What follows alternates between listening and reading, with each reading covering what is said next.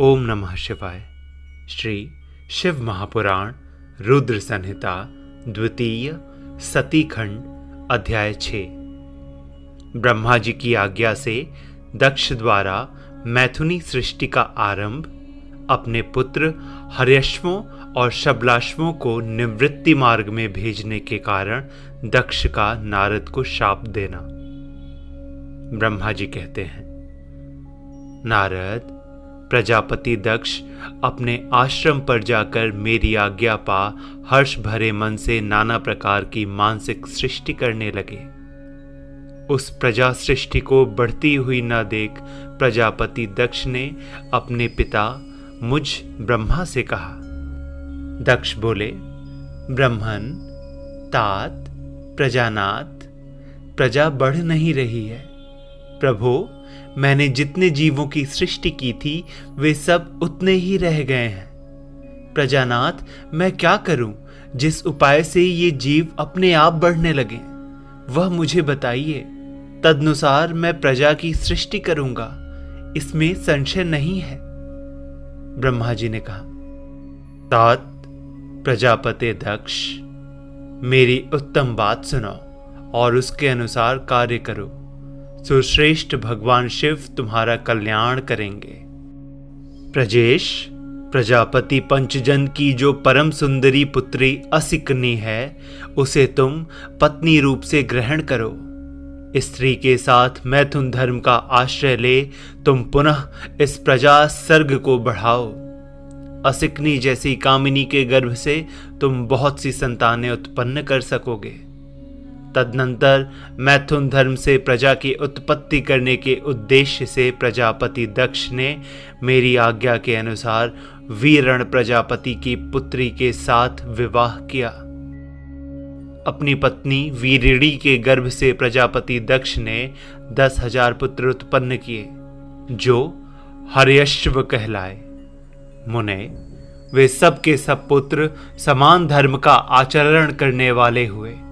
पिता की भक्ति में तत्पर रहकर वे सदा वैदिक मार्ग पर ही चलते थे। एक समय पिता ने उन्हें प्रजा की सृष्टि करने का आदेश दिया।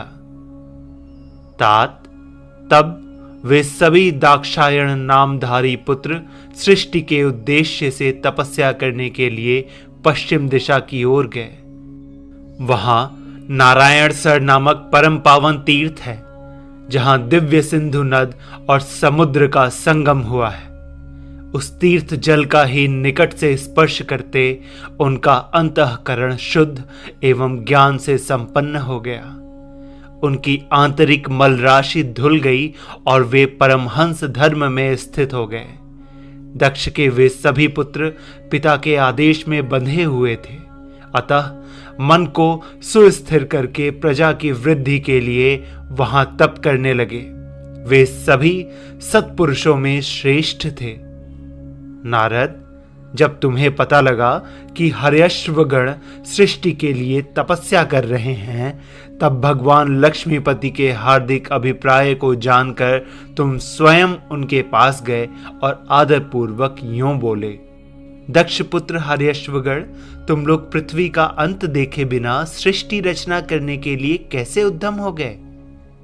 ब्रह्मा जी कहते हैं, नारद, हर्यश्व आलस्य से दूर रहने वाले थे और जन्म काल से ही बड़े बुद्धिमान थे। वे सब के सब तुम्हारा उपर्युक्त कथन सुनकर स्वयं उस पर विचार करने लगे। उन्होंने यह विचार किया कि जो उत्तम शास्त्र रूपी पिता के निवृत्ति परक आदेश को नहीं समझता, वह केवल रज आदि गुणों पर विश्वास करने वाला पुरुष सृष्टि निर्माण का कार्य कैसे आरंभ कर सकता है। ऐसा निश्चय करके वे उत्तम बुद्धि और एक चित्त वाले दक्ष कुमार नारद को प्रणाम और उनकी परिक्रमा करके ऐसे पथ पर चले गए जहां जाकर कोई वापस नहीं लौटता है। नारद, तुम भगवान शंकर के मन हो और मुने, तुम समस्त लोकों में अकेले विचरा करते हो। तुम्हारे मन में कोई विकार नहीं है, क्योंकि तुम सदा महेश्वर की मनोवृत्ति के अनुसार ही कार्य करते हो। जब बहुत समय बीत गया तब मेरे पुत्र प्रजापति दक्ष को यह पता लगा कि मेरे सभी पुत्र नारद से शिक्षा पाकर नष्ट हो गए, मेरे हाथ से निकल गए। इससे उन्हें बड़ा दुख हुआ। वे बार बार कहने लगे, उत्तम संतानों का पिता होना शोक का ही स्थान है, क्योंकि श्रेष्ठ पुत्रों के बिछुड़ जाने से पिता को बड़ा कष्ट होता है।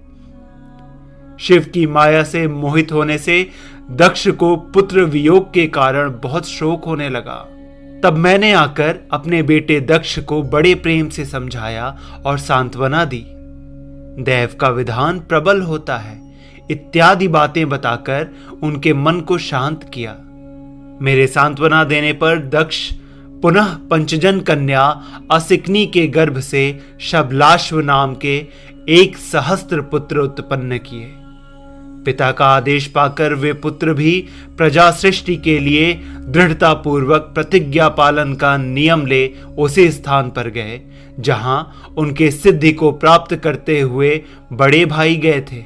नारायण सरोवर के जल का स्पर्श होने मात्र से उनके सारे पाप नष्ट हो गए, अंतःकरण में शुद्धता आ गई और वे उत्तम व्रत के पालक शबलाश्व ब्रह्म का जप करते हुए वहां बड़ी भारी तपस्या करने लगे।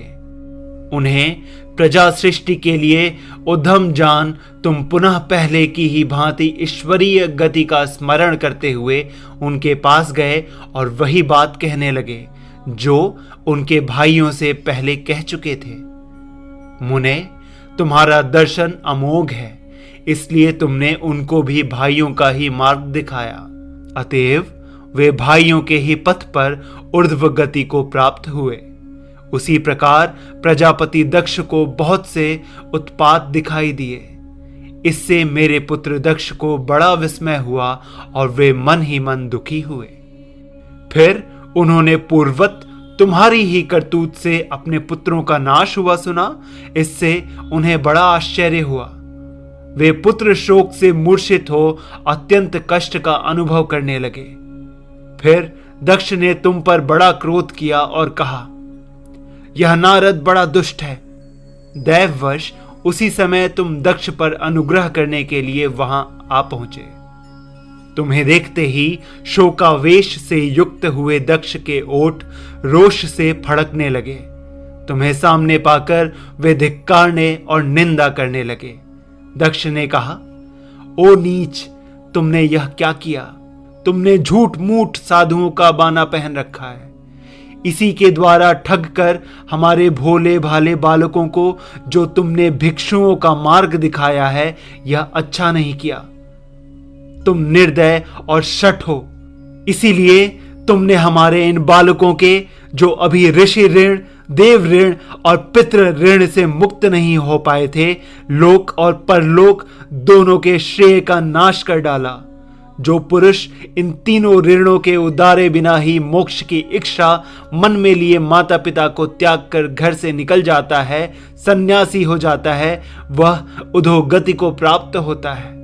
तुम निर्दय और बड़े निर्लज्ज हो, बच्चों की बुद्धि में भेद पैदा करने वाले हो और अपने सुयश को स्वयं ही नष्ट कर रहे हो। मूढ़मते, तुम भगवान विष्णु के पार्षदों में व्यर्थ ही घूमते फिरते हो। अधमाधम, तुमने बारंबार मेरा अमंगल किया है।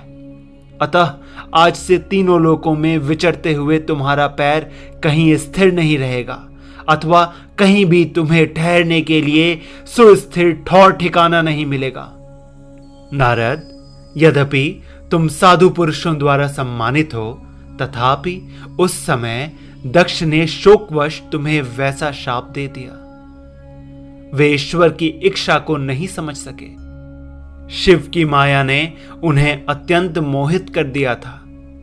मुने, तुमने उस शाप को चुपचाप ग्रहण कर लिया और अपने चित्त में विकार नहीं आने दिया। यही ब्रह्म भाव है। ईश्वर कोटि के महात्मा पुरुष स्वयं शाप को मिटा देने में समर्थ होने पर भी उसे सह लेते हैं। प्रिय शिव भक्तों, अगला अध्याय हमारे अगले एपिसोड में सुने। ओम नमः शिवाय।